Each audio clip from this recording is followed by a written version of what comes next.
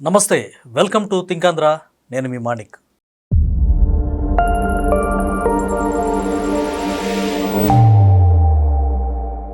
గుడివాడ నియోజకవర్గంలో గత ప్రభుత్వంలో 100 కోట్ల స్వాహా చేయడానికి కొడాలి నాని బినామీలతోటి ఆయన సొమ్ము స్వాహా చేసినట్టుగా తెలుస్తోంది. దాదాపుగా 60 కోట్ల పైచిలకు నిధుల్ని బినామీ అకౌంట్లో వేసి ఆయన వెంటనే డ్రా చేశారు. దీనికి సంబంధించి ఐటీ నోటీసులు ఎవరైతే సదరు బినామీలు ఉంటారో వాళ్ళకి వెళ్ళిపోయాయి. దీంతో విషయం అయితే తేటతెల్లమైంది. ఇదే విషయం డిస్కస్ చేయడానికి మనతో ఉన్నారు ప్రముఖ రాజకీయ విశ్లేషకులు, సీనియర్ జర్నలిస్ట్ డివిఎస్ గారు ఉన్నారు. సార్ని అడిగి మరిన్ని విషయాలు తెలుసుకుందాం. సార్ నమస్కారం. నమస్తే. గుడివాడలో అర్థం ఏంటి? గుడి వాడ అంటే ఆలయాల వాడ. ఒక పవిత్రమైనటువంటి నియోజకవర్గం.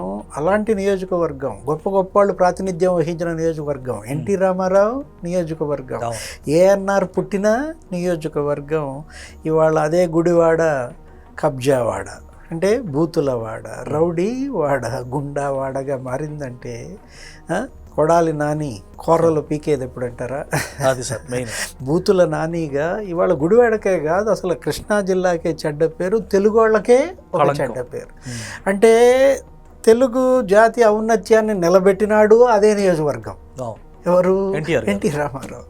తెలుగు వాళ్ళని బూతులాళ్ళుగా దౌర్భాగ్యంగా చిత్రించింది అదే నియోజకవర్గ శాసనసభ్యుడు కావటం ఎంత దురదృష్టం. అంటే ఇప్పుడు మీరు చెప్పింది ఏది 100 కోట్లు జగనన్న ఇలా కాలనీలు మెరక పేరుతోటి, అంటే ఎలా ఆ జగనన్న ఇళ్ళు అనేది అవినీతి లోగిళ్ళుగా మారాయో, స్థల సేకరణలో అవినీతి, ఆ కట్టుబడిలో అవినీతి, ఈ మట్టిలో మెరకేయటంలో అవినీతి అనమాట. అక్కడ ఆ మల్లాయపాలెం అనేటటువంటి ప్లేస్లో ఒక 186 ఎకరాల్లో ఈ కడుతూ ఏం చేశారు? 16 మంది యువకుల బ్యాంకు ఖాతాల్లో ఈ డబ్బు పడింది. ఏది ఒక్కొక్కటి, ఆ మందా చటర్జీ 1,12,00,000 ఒకసారి, 1,12,00,000 ఒకసారి, మంద దీప్తి 1,12,00,000 ఒకసారి, 1,12,00,000 ఒకసారి.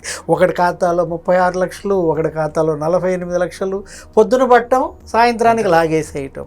ఎవరిదా శ్రీనివాస ఎంటర్ప్రైజెస్ అంటే? ఎవరిదా శివ గోల్డ్ అంటే? ఎవరిదా ఫిష్ మార్ట్?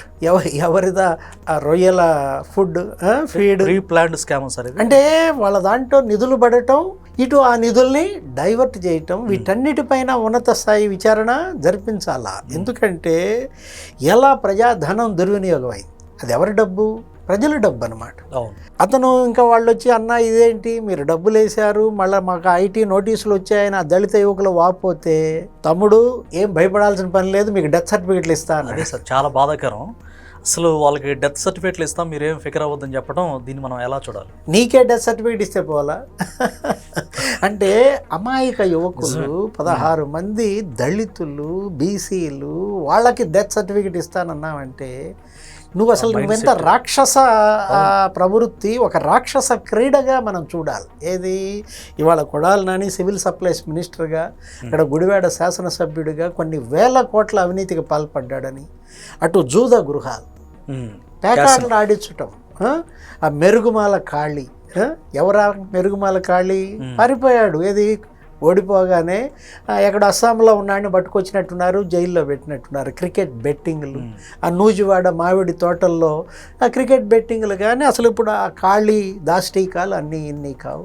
మనం చూసాం రావి వెంకటేశ్వరరావు పైన హత్యాయత్నం, పెట్రోల్ ప్యాకెట్లు, అసలు గుడివాడ టీడీపీ కార్యాలయాన్ని తగలబెట్టే ఇది. అంటే ఎంతమంది వీళ్ళ బాధితులు, ఎంతమంది కబ్జాలకు గురయ్యారు. ఆ చైతన్య స్కూల్స్, ప్రైవేట్ స్కూల్ ఏదో, అతనిది 8 కోట్ల విలువైనటువంటి స్థలం, 3 కోట్లు ఇచ్చారు, 5 కోట్లు ఎత్తేసారు. ప్రజాస్వామ్యం మచ్చుకి కనపడదు. కోర్టులో వేసాడు అతను కేసు. అంటే ఒకటిది 10 కోట్లు విలువైన స్థలం కబ్జా. అసలు అక్కడ టీచర్స్ కాలనీ ఏంటి, ప్లాట్లు వేసుకున్నారు. ఆ ప్లాట్లన్నీ వీళ్ళు కబ్జా చేసిన పరిస్థితి. బైపాస్ రోడ్డు పక్కనేనే ఏ విధంగా ఆక్రమణలు, కబ్జాలు, ఒక భూ బకాసురుడు మాదిరిగా. అంటే మా ప్లాట్లు ఇవి, మీరు ఎలా ఆక్రమిస్తారంటే వాళ్ళని ఆ థియేటర్లో కట్టేసి కొట్టడం. ఆ శరత్ థియేటర్ అది కబ్జానే. ఏది ఆ శరత్ థియేటర్ మొన్న వెనుగళ్ళ రాము గెలిచిన తర్వాత సొంతదారులకు ఇచ్చినట్టున్నారు. అట్లాగే ఆ కొంతమంది ప్లాట్లు కూడా ఒక 8 కోట్ల రూపాయలు ఇట్లాగే స్థలం కబ్జా చేసిన ప్లాట్లు కూడా వెనక్కి ఇప్పించారు. ఇవన్నీ కాదు, ముందు దోషుల్ని కఠినంగా శిక్షించాలి. రేపొద్దున మళ్ళా మేము గెలుస్తామంటున్నారు. రేపు గెలిస్తే అసలు ఇంకా అక్కడ ఎవరిని బతకనిస్తారు, ఎవరిని ఉండనిస్తారు? అది ఊహించుకోవడానికే చాలా భయంకరంగా కష్టంగా ఉంది. అంటే దోచుడు, దాచుడు, దంచుడు అంట వీళ్ళ యొక్క దోచుకో దంచుకో తినుకో. దోచుకో, దాచుకో, దంచుకో అంటే ఏంటి? కట్టేసి కొట్టడం అన్నమాట. ఇది నా స్థలం, ఇది నా భూమి, ఇది నా పొలం అని అంటే వాడిని తీసుకుపోయి థియేటర్లో కట్టేసి కొట్టడం, చిత్రహింసలు పెట్టడం. వీడికి ఒక ఆర్డీఓ సపోర్టు, ఒక లేడీ ఐఏఎస్ సపోర్టు. అంటే ఎలా అధికారాన్ని అడ్డం పెట్టుకుని వీళ్ళు ప్రజల పాలిట ఒక రాక్షసులుగా మారారో నీకు ఇదొక్కటే ఉదంతమే నీకు తార్కాణం అన్నమాట. ఇంతవరకు కొడాలి నాని పైన మరి ఎందుకని కేసు పెట్టడం కానీ అతను అరెస్ట్ చేయటం కానీ చేయలేదని వాళ్ళ బాధితుల గోల. ఎందుకంటే లోకేష్ బాబు అట్లాంటాలో ఎన్టీఆర్ విగ్రహావిష్కరణ సందర్భంగా ఎవరు అడిగారు రిపోర్టర్లు, అక్కడ ఉన్న ఫ్యాన్స్, తెలుగుదేశం కార్యకర్తలు ఏమని రెడ్ బుక్ అని అరుస్తుంటే ఆయన ఏమన్నాడు? రెడ్ బుక్ ఆల్రెడీ 2 చాప్టర్లు అయిపోయింది, 3rd చాప్టర్ ఓపెన్ అవుతోంది అన్నాడు. ఆయన ఏమన్నాడు? 3rd చాప్టర్లో ఏముంటుంది అని అడిగారు వాళ్ళు. మళ్ళీ అడిగితే 3rd చాప్టర్లో ఏముంటుందంటే అంటూ ఆయన కట్టుపక్క ఉన్న వెనిగళ్ళ రాముని చూపించాడు. అంటే గుడివాడ కొడాలి నాని చాప్టర్ ఉందని అనుకున్నారు.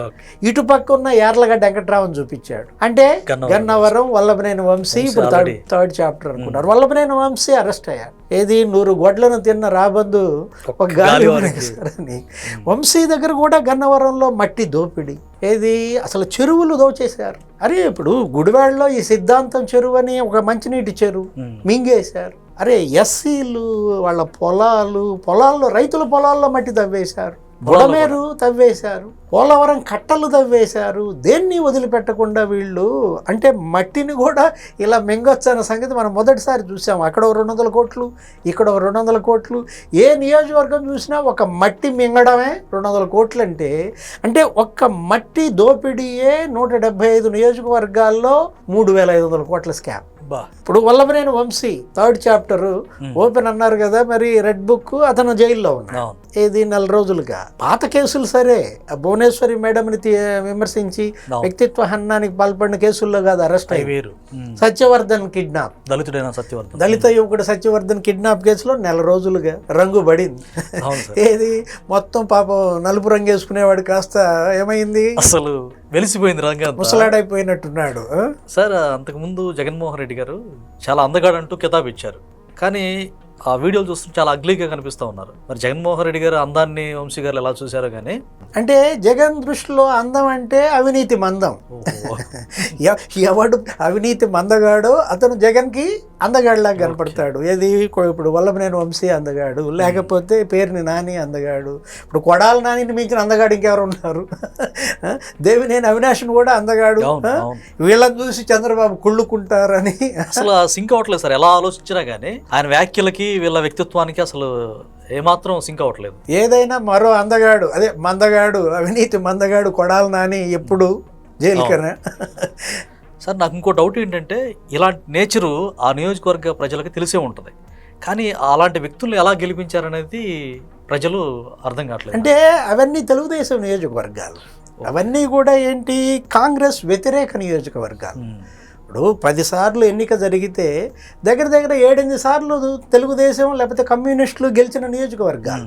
ఏది అటు గన్నవరం కానీ, ఇటు గుడివాడ కానీ, అలాంటి నియోజకవర్గాల్లో చీమలు పెట్టిన పుట్టలో పాములు చేరినట్టు చేరాయి. ఏది అక్కడో పాము చేరింది, ఇక్కడో పాము చేరింది అనమాట. తెలుగుదేశం పార్టీలో చేరారు, ఎదిగారు, గెలిపించారు. వెంటనే మళ్ళా కులాలను రెచ్చగొట్టి అక్కడ ఎస్సీలని లేకపోతే ఇదని తీసుకొచ్చి ఆ ఎస్సీ ఓట్ బ్యాంక్ అంతా జగన్మోహన్ రెడ్డి అంటే జగన్మోహన్ రెడ్డి పార్టీలో చేరి, అంటే జగన్ ఇంకొక 30 ఏళ్ళు అధికారంలో ఉంటాడన్న భ్రమంలో వెళ్ళి ఎలా దోచేశారో, ప్రజల రక్తం తాగేశారనమాట. ఏంటి అటు మద్యం మాఫియా, ఇటు ఇసుక మాఫియా, ఇది మట్టి మాఫియా. అసలు దేన్ని వదిలిపెట్టారు? పంచభూతాలని మింగేశారు. ప్రకృతిలో ఉన్న పంచభూతాలు కూడా హరించారు. అయితే ఇక్కడ నాకు డౌట్ సార్ ఏంటంటే, ఇప్పుడు డెత్ సర్టిఫికేట్ ఇస్తానని చెప్పారు కదా, ఈ డెత్ సర్టిఫికేట్ అంటే అధికారం పోయిన తర్వాత కూడా అంటే మీరు చనిపోయినా పర్లేదు మీకు ప్రాబ్లం లేకుండా ఉండాలంటే డెత్ సర్టిఫికేట్ నేను ఇష్యూ చేపిస్తాను అంటే అధికారులు ఇవ్వాలి కదా. అధికారం ఓడిపోయిన తర్వాత కూడా ఇలాంటి వ్యాఖ్యలు చేయటం అసలు ఎలా అర్థం చేసుకోవాలి సార్? అంటే ఇప్పటికీ వాళ్ళకి అధికారుల్లో పలుకుతున్నారు, ఇప్పటికీ వాళ్ళ మనుషులే అధికారంలో కొనసాగుతున్నారు. అంటే ఏంటి, జగన్ మత్తు ఇంకా అధికారుల్లో దిగలేదు. జగన్ పెట్టిన ఆ రక్తపు కూడు ఇంకా వాళ్ళకి అరిగినట్టు లేదు. అది కనపడుతుంది అనమాట మనకి ఇక్కడ. ఇప్పుడు డెత్ సర్టిఫికెట్లు ఇస్తా, క్యాస్ట్ సర్టిఫికెట్లు ఇప్పిస్తా అన్నాడంటే అతను ఏంటి అసలు ఇప్పటికీ ఆ నెత్తికెక్కిన కళ్ళు ఇంకా దిగలేదన్నమాట. ఆ కళ్ళని దించాల్సిన బాధ్యత ఇవాళ ఈ కూటమి పెద్దలపైనే ఉందన్నమాట. ఎందుకంటే చట్టం తన పని తాను చేసుకుపోతుంది. మనం చూసాం బోరగడ్డ అనిల్ ఏమైంది ఇప్పుడు అతని పరిస్థితి. ఆ రోజు విర్రవీగాడు, బూతులు తిట్టాడు, పచ్చి బూతులు. ఇప్పుడు ఇంకో కేసులో పడ్డాడు. ఏంటి, ఆ ఫేక్ సర్టిఫికేట్ ఏదో వాళ్ళ మదర్కి హెల్త్ బాగాలేదని Raghav Sharma forgery letter pad మీద ఆయన సంతకాన్ని అతను ఫోర్జరీ చేశాడు. అంటే బోరగడ్డ అనిల్ మీద వాళ్ళ సానుభూతి ఎందుకు రావట్లేదంటే కారణం అదనమాట. ఇప్పుడు మానవత్వం అనేది లేదు ఆయనలో. అంటనే కదా వర్ర రవీంద్రారెడ్డి వాడు మొన్న మెడ నొప్పి అన్నాడంట. కడప జైల్లో అతన్ని జగ్గయ్యపేట ఏదో కేసు ఉంది తీసుకుపోదామంటే అప్పుడేముంది మెడకు పట్టి వేసి తీసుకెళ్లారు. వీళ్ళకి సానుభూతి రాలేదంటే అతనేంటి, అతను అసలు సునీత, షర్మిల, విజయమ్మ మీదే క్యారెక్టర్ అసాసినేషన్. కానీ జగన్ గారు ఎందుకని సార్ ఇప్పుడు సొంత తల్లి మీద చెల్లి మీద క్యారెక్టర్ అసాసినేట్ చేస్తే అతని మీద ఇంకా సింపతి ప్రకటించాడు మీడియా వేదిక. అంటే మనం ఎలా అర్థం చేసుకోవాలి? అంటే పిల్లాడు, అమాయకుడు, మరి అందగాడు, లేకపోతే ఇది కదా అతను కనపడేది, అతను చూసేది కూడా. ఎవరెంత అరాచకాలకు పాల్పడితే జగన్ దృష్టిలో అంత అందగాడు, ఎవరెంత అవినీతికి పాల్పడితే జగన్ దృష్టిలో అందగాడు అనమాట. ఇప్పుడు మనం చూసాం ఏంటి, జోగి రమేష్ ఒక అందగాడు. ఎందుకని, అతను చంద్రబాబు ఇంటి మీద దాడికి వెళ్ళాడు కాబట్టి. ఇప్పుడు ఇవాళ మీరు అన్నది ఒకటే, పోసాని కృష్ణమురళి ఏంటి ఆయన పరిస్థితి? ఒక గొప్ప సినిమా రచయిత, ఒక మంచి సినిమా నటుడు, ఇవాళ 4 రోజులుగా జైల్లో. కడుపులు నొప్పి అన్నాడంట. 70 ఏళ్ళు నాకు 2 స్టంట్లు వేశారు, లేకపోతే 2 ఆపరేషన్లు చేశారు. ఇప్పుడు అడిగితే ఏం లాభం? న్యాయమూర్తినే బ్లాక్మెయిల్ చేశాడంట. ఏమని? సూసైడ్ చేసుకుంటానని చెప్పి. నాకు 2 రోజుల్లో బెయిల్ ఇవ్వకపోతే సూసైడ్ చేసుకుంటానని న్యాయమూర్తినే బ్లాక్మెయిల్ చేశారంట. అఫ్ కోర్స్ వీళ్ళు న్యాయమూర్తుల మీదే పోస్టులు పెట్టినాళ్ళు. అదొక సిబిఐ కేసు కూడా. ఏది, హైకోర్టు జడ్జిల మీద వీళ్ళు పెట్టిన పోస్టులు. ఇప్పుడు వాడెవడో ఒకడు ఉంటాడు, అమెరికా నుంచి పెడుతుంటాడు, పంచ్ ప్రభాకర్ అనేవాడు. సిబిఐ కేసు ఏమైందో అసలు, దాంట్లో విజయసాయిరెడ్డి, కొమ్మినేని శ్రీనివాసరావు వీళ్ళందరూ నిందితులే. వీటన్నిటినీ కూడా ఇవాళ ఎక్కడికక్కడ వదిలేయకూడదు. ఏంటి, దాన్ని ప్రతి కేసుని కూడా ఒక లాజికల్ కంక్లూజన్కి తీసుకురావాలి. ఆ శిక్ష పడితేనే గుణపాఠం. ఈ బరితెగింపుకి అడ్డుకట్ట. మరొకరు ఈ నేరం చేయాలన్నా భయపడే పరిస్థితి రావాలన్నమాట. క్యాసినోలు పెడతారా? ఎవరు? ఇప్పుడు గుడివాడ నియోజకవర్గంలో కొడాలి నాని క్యాసినో, లేకపోతే వల్లభనేని వంశీ ఒక క్యాసినో. అంటే చీకోటి ప్రవీణ్కి వీళ్ళకి ఏంటి సంబంధాలు? ఇప్పుడు గోవాలో ఉన్నా పట్టుకొచ్చారు, లేకపోతే నేపాల్లో ఉన్నా పట్టుకొచ్చారు. వంశీ అసలు అమెరికాలో ఏదో వ్యాపారం చేస్తే గోల్డ్ కార్డు ఇస్తారని 45 కోట్లు కడితే అక్కడ ఏంటి, ఒక 10 మందికి ఏదో ఉపాధి కల్పిస్తున్నామని ఒక కంపెనీ పెడితే అక్కడ పర్మనెంట్ సిటిజన్షిప్ వచ్చిందంటే అదేదో పెట్టుకున్నాడని కూడా అన్నారు అప్పట్లో. 7 సముద్రాలు దాటినా వీళ్ళని పట్టుకొస్తారు. చట్టం చేతులు చాలా పొడవైనవి. ప్రజల్లో అంటే లేట్ అయిపోతుంది, చాలా యాంగ్జైటీగా ఎదురు చూస్తున్నారు సార్. ఎందుకంటే ఇంత జరిగిన తర్వాత వెంటనే రాగానే ఉక్కుపాదంతో అణిచివేస్తుంది కూటమి ప్రభుత్వం అనే ధోరణిలో ప్రజల్లో ఉంది. అయితే ఇంకా లేట్ అయిపోతుంది. ఇప్పుడు రీసెంట్గా టీడీపీ కార్యకర్తలను కూడా నరికి చంపిన నేపథ్యం పొంగనూరు నియోజకవర్గంలో. అంటే ఇలా అధికారం వచ్చిన తర్వాత కూడా వైసీపీ యొక్క ఆగడాలు ఆగట్లేదు అని టీడీపీ క్యాడర్ కావచ్చు, సామాన్య ప్రజలు కావచ్చు, కూటమి అగ్రెసివ్గా ముందుకెళ్ళట్లేదు అనే డిసప్పాయింట్మెంట్ ఉంది సార్. దీన్ని ఎలా అర్థం చేసుకోవాలి? అంటే అట్టున్నర పెడతామన్నారు. ఏది అసలు ముందు అట్టు పెట్టలేదు వీళ్ళకైనా. వాళ్ళేమో 8:30 పెడతామంటున్నాడు కొడాలి నాని, ముందు అసలు ఆడికి అట్టు పెట్టండి అంటున్నారా? అంటే మరి పెనం వేడెక్కలేదేమో. ముందు పెనం వేడెక్కితే కదా అట్టు తీసేది. ఇక్కడ యాక్చువల్గా వెయిట్ చేస్తున్నారు. ఏది, ఇవన్నీ కూడా ఏమంటామంటే ఫిక్సింగ్ ద నెట్స్ అంటారు. ఉచ్చు బిగిస్తున్నారు. ఒక్కొక్కళ్ళకి వాళ్ళకి బెసకని రీతిలో, వాళ్ళు బయటికి రాలేని రీతిలో, ఏది ఇప్పుడు వంశీ బయటికి రాగలడా? బయటకు వస్తే ఇంకో కేసు పడుతుంది. అతను ఉన్నాడు పోసాని కృష్ణమురళి, ఇప్పుడు బెసికే పరిస్థితి ఉందా? అతనేంటి బెయిల్ వేస్తున్నాడు పొన్నవోలు సుధాకర్ రెడ్డి, ఒక కేసులో బెయిల్ వేస్తే ఇంకో కేసులో వచ్చేప్పటినే మరి అరెస్ట్ తీసుకువెళ్తున్న కేసు, పీడీ వారెంట్లు ఇస్తున్నారు. ఇవాళ ఏంటి క్రమదశల్లో వరుసగా జరుగుతూ ఉన్న నేపథ్యంలో అంత తొందరపడాల్సిందేమీ లేదు. ఏది ముందు ముందు ఇంకా అసలు మామూలు కాలం లేదనమాట. In front crocodiles festival. ఎందుకంటే మనం చూసాం వరుస పెట్టి కేసులు పెడుతుంటే అసలు ఏదో పోలీసులంతా ఇది చేస్తున్నారని చెప్పి అప్పుడే వీళ్ళు సోషల్ మీడియాలో పోస్టులు. ఇవాళ వీళ్ళు వెయిటింగ్ ఫర్ ద ఆపర్చునిటీ. పాత కేసుల సంగతి సరే, ఇప్పుడు కొత్తగా వీళ్ళు చేయబోయే నేరాల కోసం ఎదురు చూస్తున్నారు. చేసిన వెంటనే దొరకబుచ్చుకుంటున్నారు, లోపలేస్తున్నారు అనమాట. అంటే అంతిమంగా కుటుంబ ప్రభుత్వం ఉక్కుపాదం సంఘ విద్రోహ శక్తుల మీద ఉక్కుపాదం అనిచే అవకాశం ఉందంటారా? ఉంటుంది కదా. ఎందుకంటే అక్కడ ఉన్నదెవరు? ముఖ్యమంత్రి చంద్రబాబు. ఆ పైన ఉన్నదెవరు? ప్రధాని నరేంద్ర మోడీ. ఇవాళ డబుల్ ఇంజిన్ సర్కార్ ఇవాళ మరి ఉన్న నేపథ్యంలో స్పష్టమైనటువంటి ఒక అవగాహనతో పూర్తిగా ప్రణాళిక ప్రకారం వెళ్తున్నారనమాట. ఇప్పటికే గగ్గోలు పెడుతున్నారు. రెడ్ బుక్ రాజ్యాంగం అంటారు, రెడ్ బుక్ అని కలవరిస్తున్నారు. రాజ్యాంగం వేరు, రెడ్ బుక్ వేరు కాదు. రాజ్యాంగం అమలు చెయ్యకపోతే రెడ్ బుక్ వస్తుంది అనమాట. అంటే రెడ్ బుక్, రాజ్యాంగం రెండు కూడా ఇవాళ సయామి ట్విన్స్గా చూడాలి. రెండిటికి ఆత్మ ఒకటే. అంటే రాజ్యాంగాన్ని అతిక్రమించిన వాళ్ళ పేర్లే రెడ్ బుక్లో ఉన్నాయి. ధన్యవాదాలు సార్. నమస్తే.